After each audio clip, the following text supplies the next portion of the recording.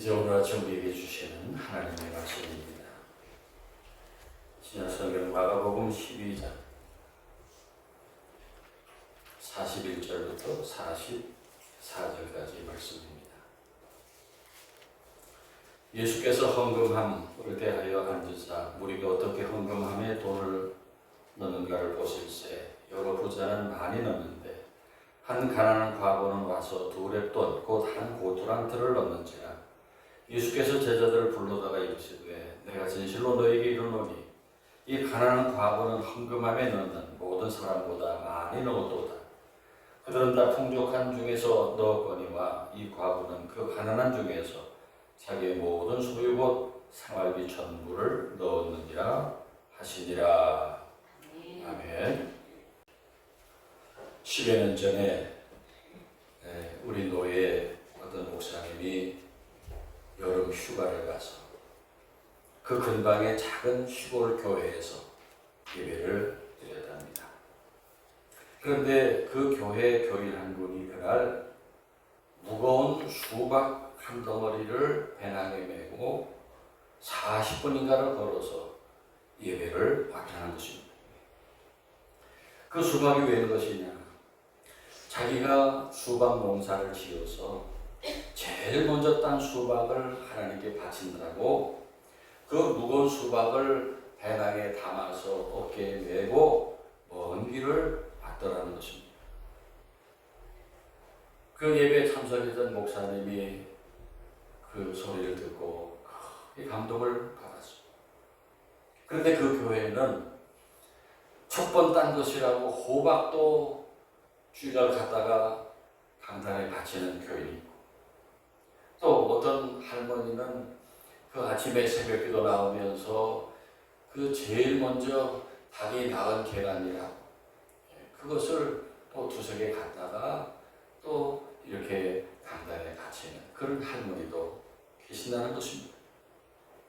그래서 그 교회 예배에 참석했던 목사님이 큰 감동을 받았다고 하는 얘기를 들은 일이 있습니다.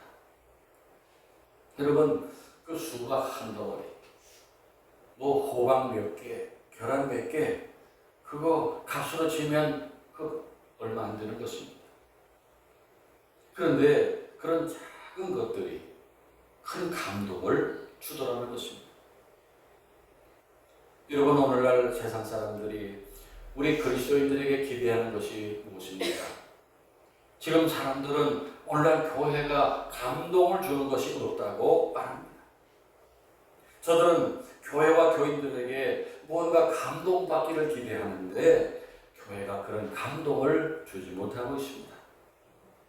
그래도 교회는 어떤 감동적인 스토리가 있지 않을까 기대를 하면서 교회를 쳐다보는데 그런 감동이 없다는 데 대해서 사람들은 실망하고 있는 것입니다. 제가 목회를 하면서 목회가 어려운 것은 우리 교인들이 목사로부터 감동받기를 원하고 있습니다. 목사가 가난하게 살고 또 희생하고 교인들을 섬기고 그래서 감동을 주는 목사가 되기를 바라고 있습니다.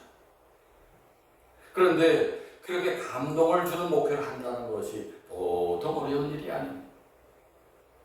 목사가 매일 새벽기도, 수요기도, 금요기도, 매 주일 설교 준비해서 예배 인도하고 이 설교하는 것만도 벅찬데 거기다가 감동까지 줘야 되니까 이 보통 어려운 일이 아니에요.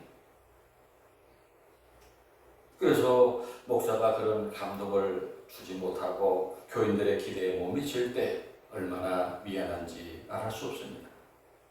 그래서 항상 미안한 마음을 가지고 목회합니다. 여러분, 이 감동이라는 것이 무엇입니까? 우리가 어떻게 해야 세상에 감동을 주는 삶을 살 수 있을까요? 오늘날 교회들이 무리를 해서 큰 빚을 얻어서 크고 웅장한 예배당을 짓습니다. 먼저 하나님께 그런 예배당을 바치고자 하는 그런 믿음에서 또 교인들이 자기 교회에 대해서 자부심을 가지고 신앙생활 할 수 있도록, 또 그런 예배당 건축을 통해서 세상에 우리 교회가 이렇다 하는 것을 좀 인정받고 싶은 목적에서 그렇게 할 것입니다. 그런데 그렇게 큰 예배당 짓는다고 사람들이 감동을 받을까요? 그런 것 같지 않습니다. 잘했다 하지 않고 오히려 교회를 향해 비난합니다. 왜 그렇게 많은 돈을 들여서 예배당을 지을까? 그 돈으로 세상에 어려운 사람들이나 돕지 왜 교회들이 그 많은 돈을 건물 짓는데 써버리느냐? 라고 생각합니다. 그런 비난에 대해서 반성할 여지가 분명히 있습니다. 또 우리 기독교인들이 얼마나 바르게 살려고 애를 씁니까? 우리 기독교인들이 안 믿는 사람들보다는 10배나 바르고 깨끗하게 살 것입니다.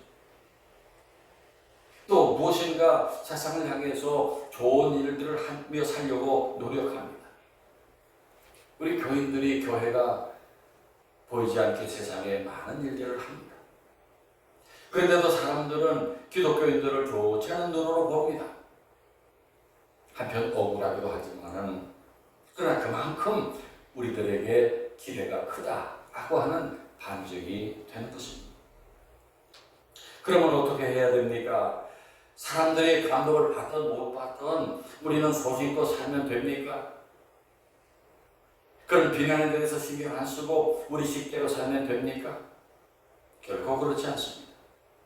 왜냐하면 우리들에게 저들을 구원시킬 사명이 주어져 있기 때문에 우리는 어떻게든 저들을 그리스도 앞으로 인도해야 하는데 우리가 어떻게든 저들에게 감동을 주고 저들의 마음을 열게 해서 그들을 믿음의 자리로 이끌어야 하는 그런 사명이 우리에게 있는 것입니다.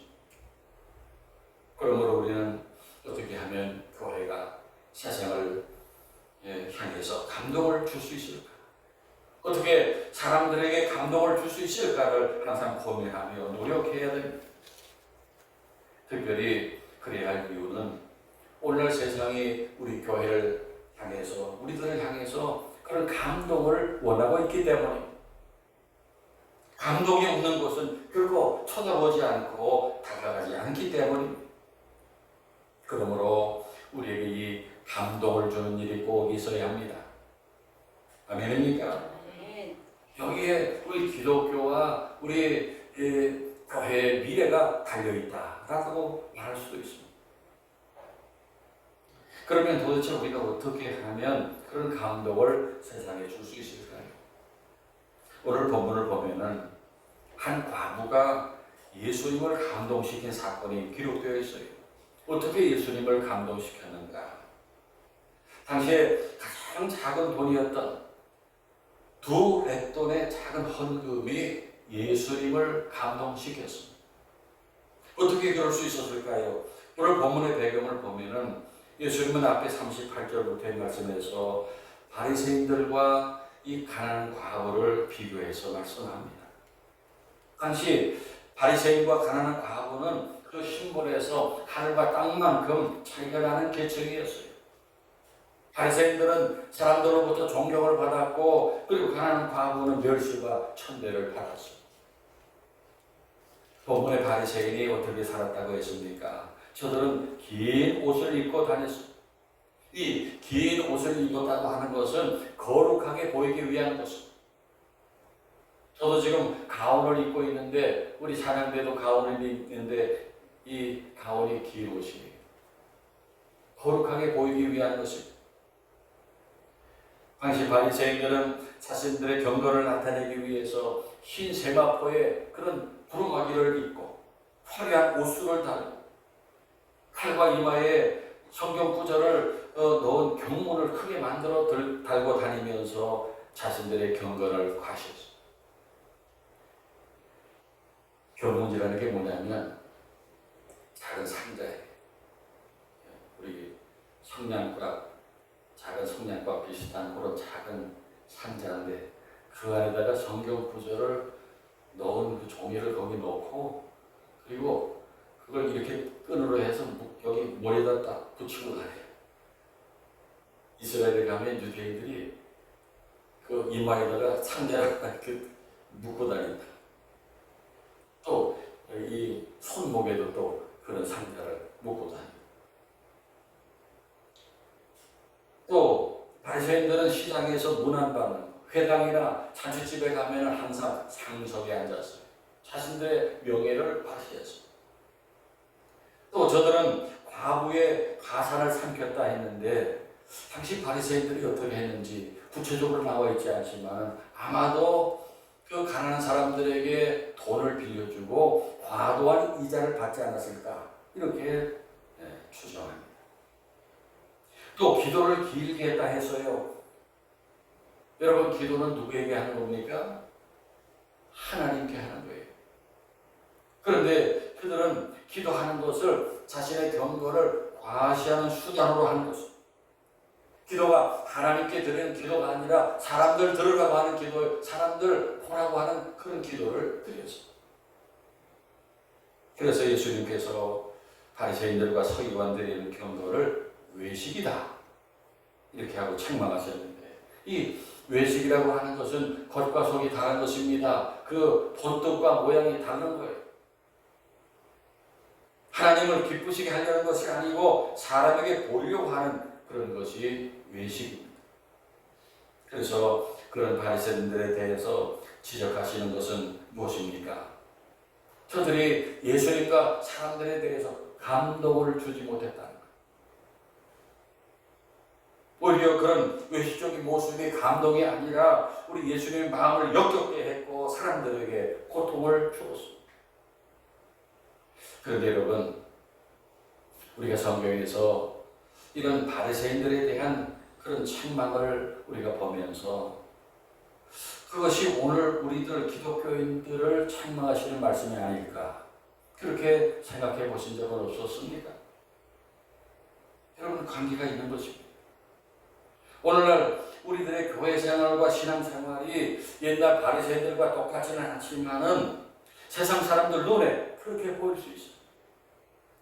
우리 기독교인들이 말만 번지르르하게 하고 참된 실천이 없다면 사람들 눈에 우리가 바리새인처럼 보일 수 있습니다.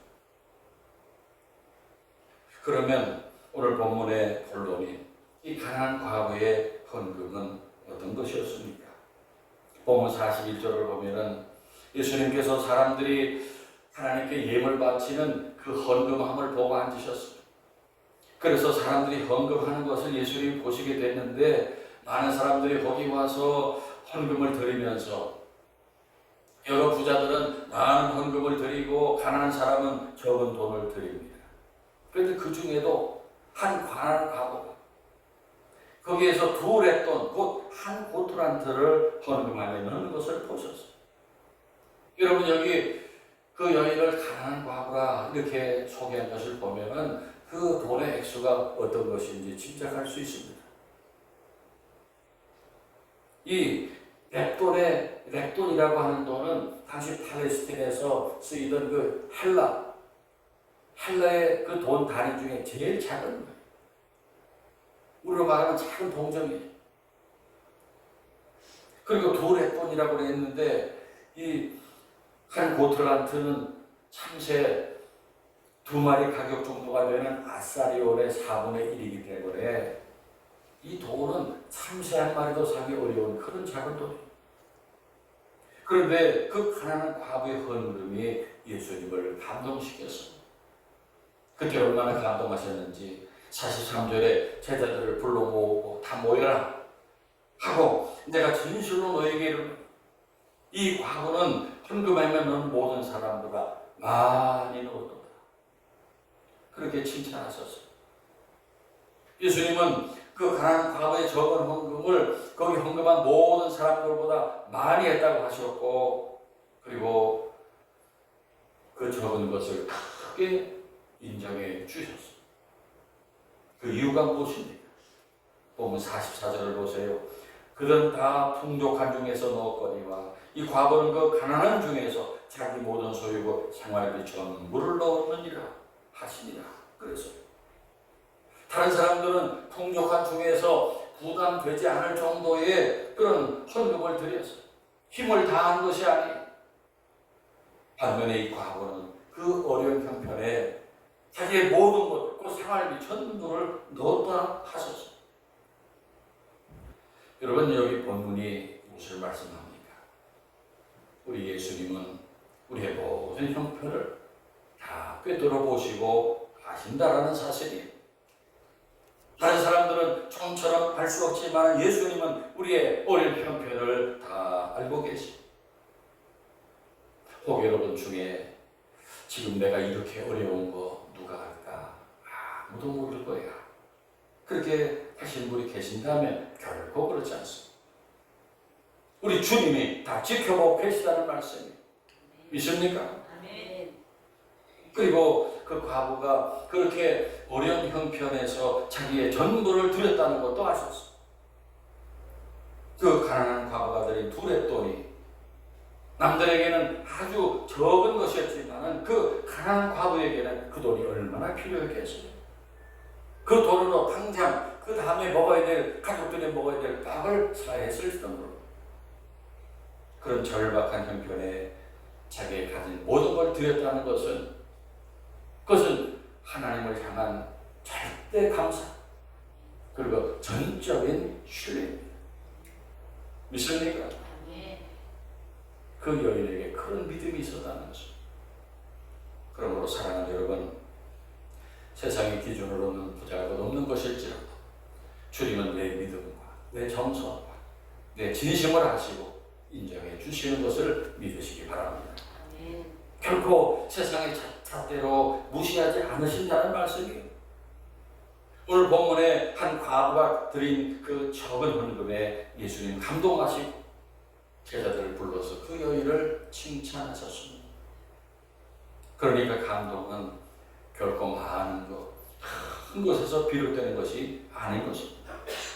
오늘 한 가난한 과부의 작은 헌금이 예수님을 감동시킨 것을 보세요. 적은 것에 큰 감동이 있었다라는 말씀입니다. 그러면 우리가 어떻게 해야 그렇게 모든 사람에게 감동을 주며 살 수 있을까요? 여러분, 그런 감동을 주는 삶을 가르쳐 주시는 가장 위대한 스승이 다름 아닌 예수님이십니다. 예수님의 모든 삶을 보세요. 하나하나가 감동이 아닌 것이 없습니다. 그런데 그 감동의 이유가 무엇입니까? 하나님의 아들이신 우리 예수님이 세상에 오실 때 저 가난한 나라에서 시골의 베들레헴의 마구간에서 가운에서 태어나셨어요. 예수님의 삶을 보세요. 세상 사람들은 부자가 되는 걸 좋아하지만 예수님은 가난하기를 택하셨고, 사람들은 신분이 높은 사람들을 찾아가지만 예수님은 천대받고 소외당하는 사람들을 찾아가셨어요.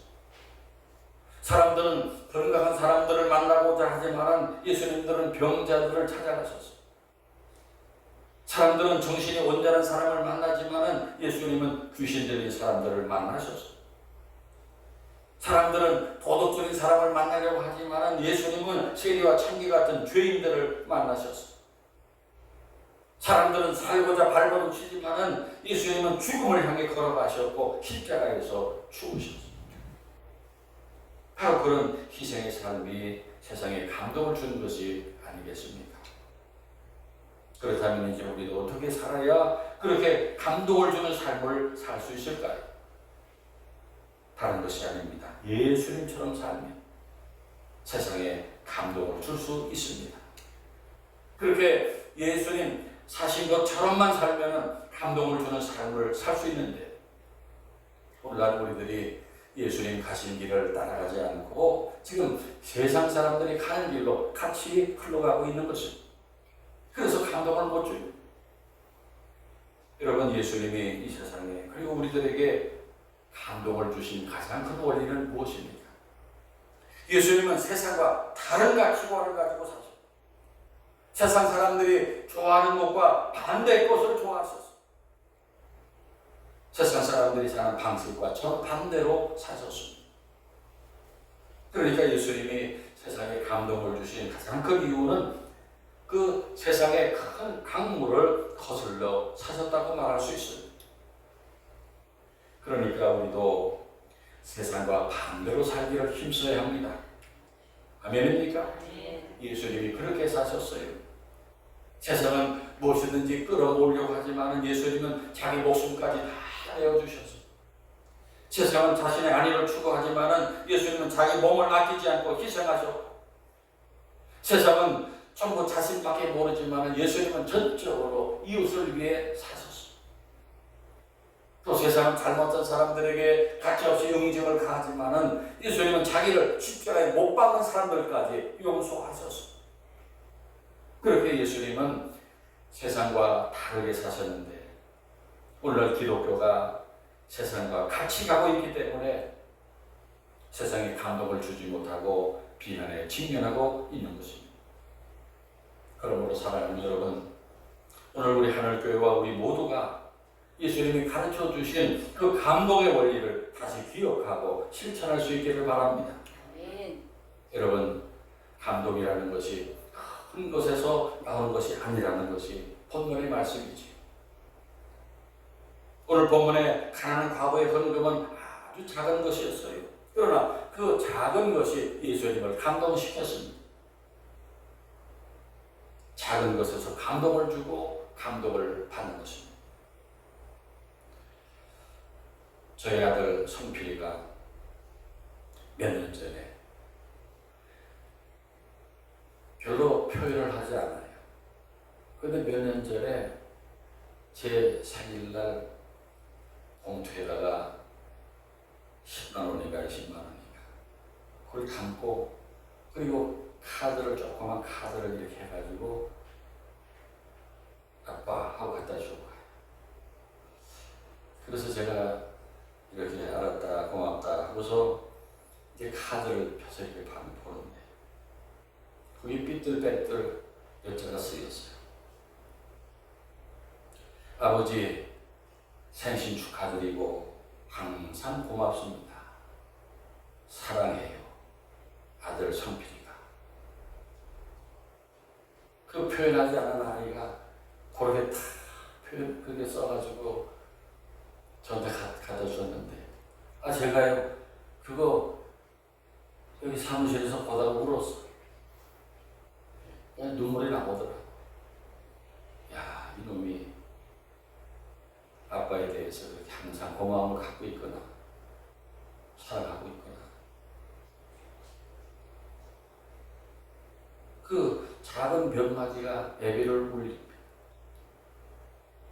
작은 것에 감동이 있는 것입니다.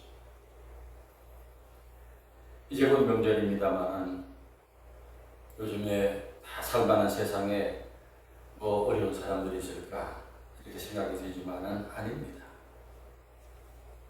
돈이 한 푼도 없는 사람들이 있어요.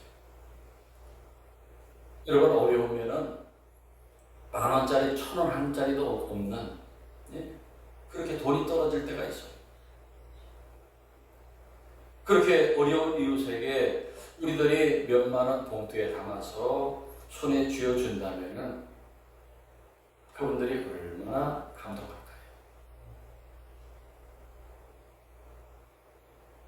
그렇게 어려운 이들의 눈에 감동의 눈물을 흘리게 하는 사람, 하나님께서 1000배, 10,000배로 상을 주실 줄 믿습니다.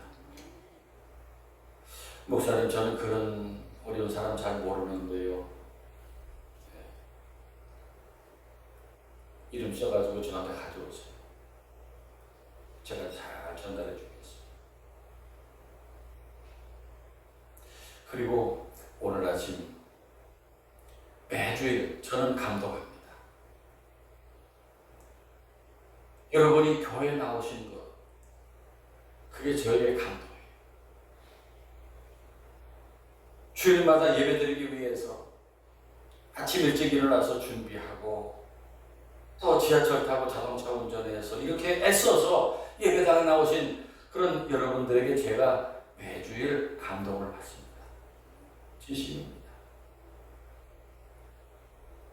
우리의 작은 사랑이, 작은 수고가, 작은 선물이 사람을 감동시키고 하나님을 감동시킵니다. 사랑하는 여러분, 오늘날 한국교회가 큰 위기를 맞이했다고 다들 걱정입니다. 교회가 여러 가지 비난을 받고 있습니다. 그런 비난에 대해서 교회가 억울한 면도 있지만 분명 우리 기독교가 오늘날 세상에 감동을 주지 못했음을 회개합시다. 그리고 예수님 보여주신 대로 우리가 좀 더 봉사와 섬김의 생활로 이웃에게 다가간다면 교회는 다시 세상을 감동시키고 세상에 사랑받는 교회가 될 줄로 믿습니다. 그래서 다시금 하나님의 영광을 높이 드러내고 많은 사람을 구원의 길로 인도하는 하늘교회가 우리 모두가 되기를 축원합니다. 아멘. 기도드리겠습니다. 사랑의 하나님, 감사합니다. 하나님의 헤아릴 수 없는 사랑과 은총을 입은 저희들이 그 사랑을 세상에 널리 전하고 알리는 사명을 감당해야 하는데 오늘날 세상에 감동을 주지 못하고 지금 교회가 세상에 칭송이 아니라 오히려 비난받는 교회가 되고 있음을 회개합니다. 이제 다시금 저희들 예수님 걸어가신 길을 그대로 본받고 실천해서 세상에 감동을 주고 하나님의 영광을 다시 회복하는 저희들이 되게 하옵소서. 특별히 우리 하늘교회에 그런 사랑과 섬김의 은사를 주셔서 세상을 감동시키고 하나님을 감동시켜드리는 아름다운 교회가 되게 하옵시고 그런 귀한 일에 쓰임받는 저희 모두가 되게 하옵소서. 존귀하신 예수님의 이름으로 기도하옵나이다. 아멘.